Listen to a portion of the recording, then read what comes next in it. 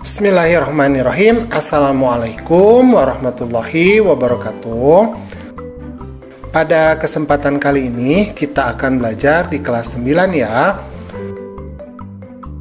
Bab 7 yaitu materi beriman kepada qada dan qadar berbuah ketenangan hati. Adapun submateri yang akan kita bahas pada kesempatan kali ini adalah pengertian qada dan qadar. Tetapi sebelumnya, bagi kamu yang belum subscribe, silahkan subscribe dulu ya. Pencet tombol like, kemudian share channel Guru Cerdas, agar channel ini dapat terus berkembang dan memberikan manfaat bagi kita semua. Nah, coba perhatikan di gambar ini ya. Di sini ada anak-anak ya. Nah, mereka sedang berbicara nih. Apa katanya ya? Qada secara bahasa artinya adalah hukum, keputusan, ketetapan, kehendak.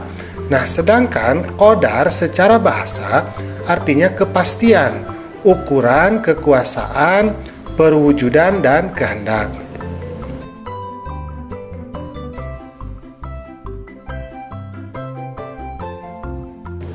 Qada adalah ketetapan Allah terhadap segala sesuatu sejak zaman azali. Nah, zaman azali itu ialah zaman ketika segala sesuatu belum tercipta. Jadi hanya ada Allah saja ya. Nah, sedangkan qadar ialah perwujudan kehendak Allah terhadap semua makhluknya dalam ukuran dan bentuk-bentuk tertentu sesuai dengan iradahnya. Jadi sesuai dengan kehendak Allah. Nah, coba diperhatikan di sini misalkan kita punya garis waktu. Nah, inilah yang kita namakan sebagai masa azali, yaitu masa di mana Allah belum menciptakan segala sesuatu, maka di sana hanya ada Allah saja. Maka pada saat masa azali ini Allah menetapkan segala hal yang berkaitan dengan makhluknya. Nah, inilah yang kita namakan sebagai qada. Contoh, misalkan si A itu akan dilahirkan dari ibu yang bernama B, kemudian ayah yang bernama C, kemudian si A akan memiliki rambut berwarna hitam misalkan. Nah, inilah yang kita namakan sebagai qada. Tetapi dalam perjalanannya, ketika segala hal itu mulai terjadi, maka manusia itu dapat merubah beberapa hal yang merupakan keputusan Allah. Melalui apa? Melalui tawakal, yaitu dengan cara ikhtiar yang pertama, kemudian yang kedua adalah doa. Nah, misalkan rambut hitam, tetapi bisa kita mewarnai rambut misalkan jadi merah. Nah, ketika sudah jadi merah, maka itu yang kita namakan sebagai qadar. Manusia itu masih dapat merubah ketetapan Allah atau qada Allah itu dengan ikhtiar dan doa. Maka setelah menjadi ketetapan, maka inilah yang kita namakan sebagai qadar atau takdir.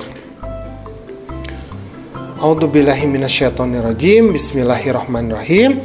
Allah berfirman dalam Quran surat Ar-Ra'd ayat ke-8 dikatakan, wa kullu syai'in 'indahu bimiqdar.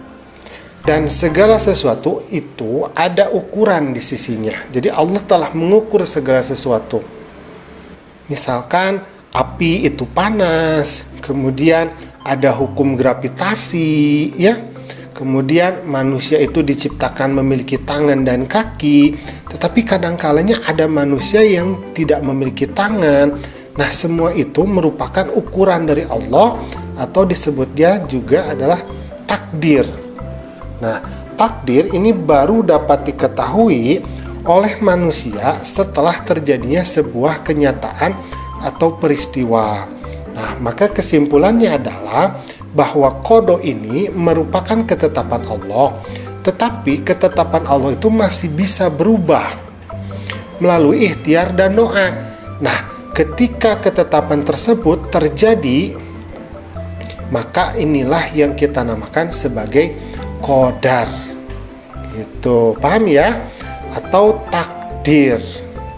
Nah, alhamdulillah pembelajaran kita pada kesempatan kali ini sudah selesai. Terima kasih ya sudah menyimak. Assalamualaikum.